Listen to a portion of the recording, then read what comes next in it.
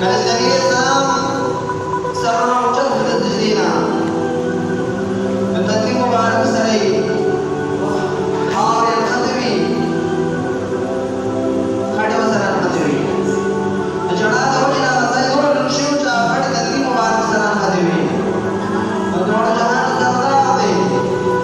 کو جاړېږه دعا نه کوي نو هغه ته جنت ملاوي الله جل شانه د جنت ورکوي پیغمبر دی خو د چا دپاره ژاړي د امت دپاره ژاړي هغه امت دپاره ژاړي چې کوم امت نافرمانۍ کوي د حضرت محمد مصطفی ربي صلی الله علیه وسلم چې کوم احکامات راغلي د هغې نافرمانۍ کوي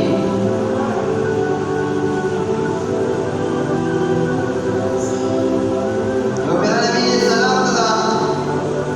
قیامت آیتونه رانازل شو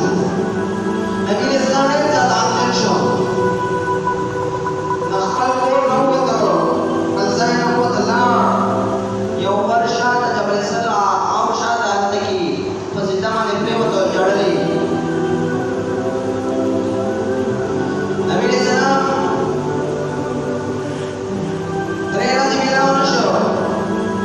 صحابه کرام پریشان دي د الله رسول چېرته لاړ هسې نه چې کفارو پرې حمله کړې یهودو پرې حمله کړې وي او حضرت محمد مصطفی رسول الله علیه وسلم یې شهادت ورته رسولوي شهید کړی وي یا یې داسې نور قسم تکلیفات ورته رسولي وي دې ورځې چې کله صحابه وګرځېدل یو داسې کس سره میلاو شو شپونکی و شپونکی وایي چې کوم کس کړي وي دې سره یې هغه ته وکړه هغه سره